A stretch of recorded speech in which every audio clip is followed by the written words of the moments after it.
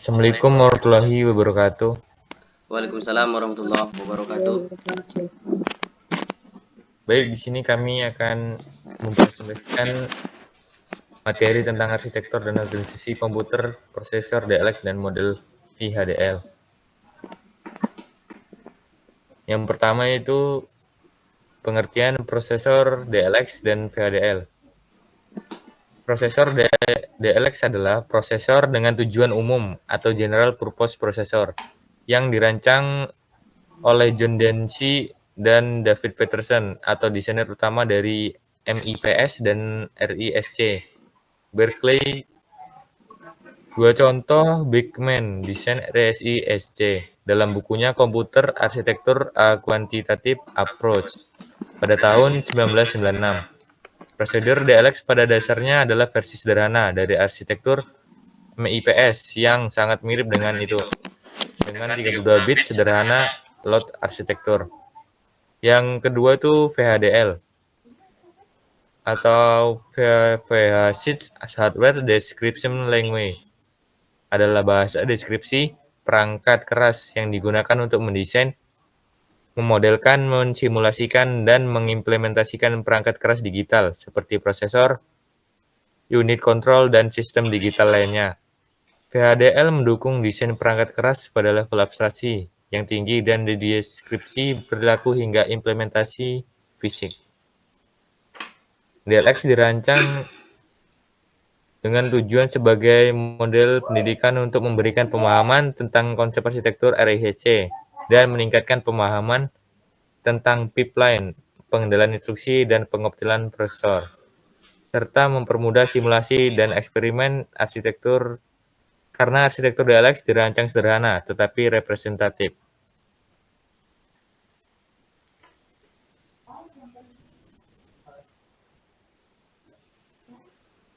Baik, selanjutnya akan dibacakan oleh Sultan Hasibuan. Baik, di sini saya akan menjelaskan tentang arsitektur prosesor DLX atau Deluxe dan VHDL. Nah, arsitektur Deluxe ini terdiri beberapa komponen register seperti ALU dan control unit. Dia menggunakan pipeline 5 tahap untuk meningkatkan efisiensi. Terus dia ada contoh instruksinya seperti load, add, dan store. Nah, arsitektur VHDL seperti behavioral, data flow, struktural, mixed, dan level. Seterusnya ada rangkaian arsitektur prosesor DLX. Nah, di situ bisa kita lihat dia ada dia ada 5 komponen. Nah, yang pertama ada komponen VC atau program counter.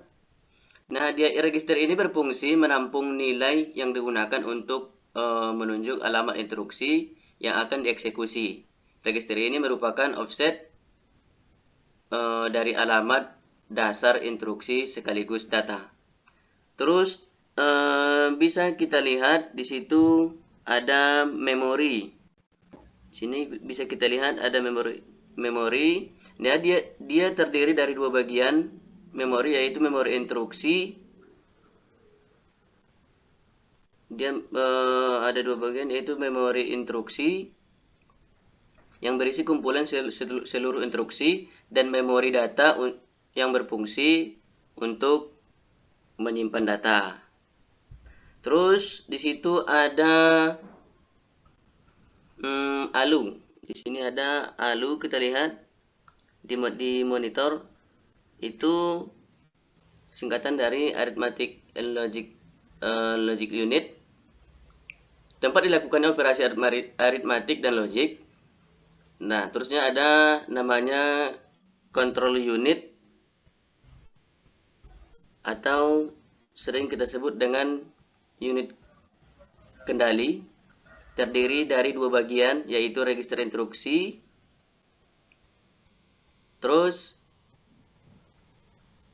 register instruksi, tempat penyimpanan data sementara, dan ada namanya pengendali controller atau controller, bagian penerjemah instruksi yang mengeluarkan set kendali pada seluruh register untuk menjalankan suatu instruksi.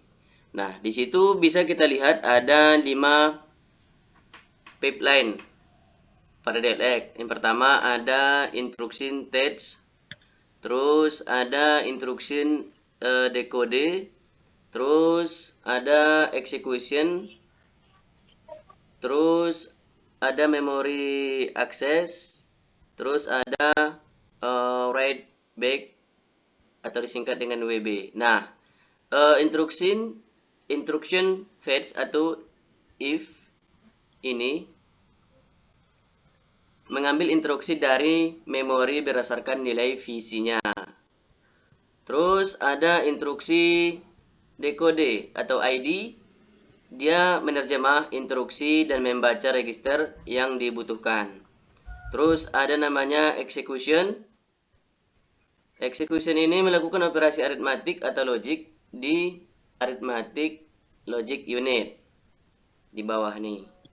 Nah, terus ada namanya memory access. Nah, memory access ini dia membaca atau menulis data dari ke memori jika diperlukan. Terus ada yang terakhir ini ada namanya write back atau menyimpan hasil dari register tujuan. Nah, selanjutnya pipeline ini mendukung eksekusi instruksi secara paralel. Meskipun memerlukan manajemen konflik, data controller yang cermat. Nah, contohnya, contoh instruksi sederhana dalam set instruksi DLX ini atau Deluxe ini, beri pada contoh ada EDD R1, R2, R3, dia menjumlahkan isi register R1 dan R2, lalu menyimpan data di R1 atau R1. Terus ada namanya contoh satu lagi yaitu LW R1 4 R2. Dia membuat data dari alamat memori yang menghitung sebagai R2 plus R4 ke R1. Terus contoh satu lagi BEQ R1 R2 label, dia melompat ke label jika R1 sama dengan R2. Nah, lanjut ada namanya arsitektur VHDL. Yang pertama dia secara behavioral menggunakan logika prosedural untuk mendeskripsikan perilaku sistem tanpa merinci koneksi fisika. Contoh, jika ALU menerima opcode 0000, maka melakukan penjumlahan. Terus ada namanya arsitektur data flow. Nah, dia ini menggunakan ekspresi logika dan persamaan untuk mendeskripsikan aliran data. Contoh, result lebih besar sama dengan A plus B untuk operasi penjumlahan. Terus ada namanya arsitektur struktural. Dia mendefinisikan hubungan antar komponen fisik seperti blok modul, gerbang, dan koneksi kabel. Contoh, dia menghubungkan modul penjumlahan atau 8-dir dan gerbang logika logik atau GATES dalam ALU Arithmetic Logic Unit. Terus ada namanya menggabungkan mix level. Dia itu menggabungkan berbagai level abstraksi untuk fleksibilitas dalam desain.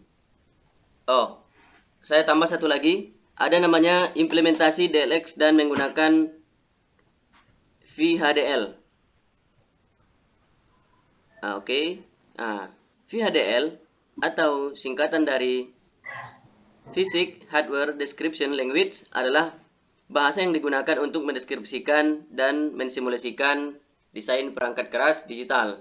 Nah, VHDL ini memungkinkan perancangan arsitektur prosesor seperti DLX secara modular dan fleksibel. Nah, langkah-langkah implementasi DLX dalam VHDL ini sebagai berikut. Situ bisa kita lihat dia mendefinisikan komponen. Dia membuat modul komponen seperti ALU, register, file, dan control unit. Terus dia mendeskripsikan pipeline. Lalu langkah yang kedua dia mendeskripsikan pipeline. Dia mengimplementasikan tahapan pipeline dalam bentuk prosesor paralel di VHDL. Terus dia mengintegrasikan modul. Nah, dia itu menggabungkan semua komponen menjadi desain prosesor DLX lengkap. Terus disimulasikan menguji prosesor perilaku menggunakan test bench di VHDL. Oke, cukup sekian dari saya. Saya kembalikan kepada moderator. Baik, terima kasih untuk Sultan Hasibuan. Selanjutnya akan dibacakan oleh Putri Salsabila. Keuntungan DLX dan VHDL. Keuntungan menggunakan model DLX dan VHDL dalam simulasi dan desain perangkat keras. Sederhana namun representatif, DLX menyediakan model yang mudah dipahami untuk menjelaskan konsep arsitektur komputer. Efisiensi desain. Dengan VHDL, pengembangan dapat mendesain, memodifikasi, dan menguji arsitektur secara fleksibel sebelum implementasi fisik. Simulasi akurat. Menggunakan testbed di VHDL memungkinkan simulasi perilaku DLX dengan presisi tinggi. Kekurangan terlalu sederhana untuk sistem modern. DLX adalah arsitektur model pendidikan sehingga tidak dirancang untuk aplikasi dunia nyata. Tidak ada implementasi perangkat keras DLX yang digunakan dalam instruksi. Tidak cocok untuk desain paralel dan multi-threading. DLX hanya memiliki VV-line 5 tahap sederhana yang tidak mencerminkan kompleksitas VV-line prosesor modern.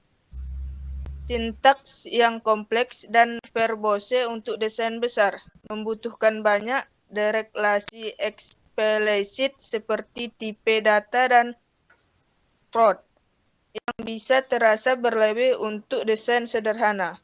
Kurang efisien untuk sistem tingkat tinggi. VHDL sering kali lebih lambat dalam simulasi dibandingkan bahasa seperti Verilog karena sifatnya yang sangat ketat dan mendefinisikan perilaku perangkat keras.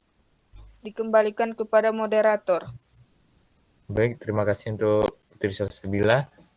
Baik, dari penjelasan yang tadi telah diberikan dapat disimpulkan bahwa DLX adalah contoh arsitektur yang sederhana dan efektif untuk pembelajaran. Sangat cocok untuk pembelajaran dasar tentang arsitektur komputer, tetapi kurang relevan untuk penelitian atau implementasi sistem nyata.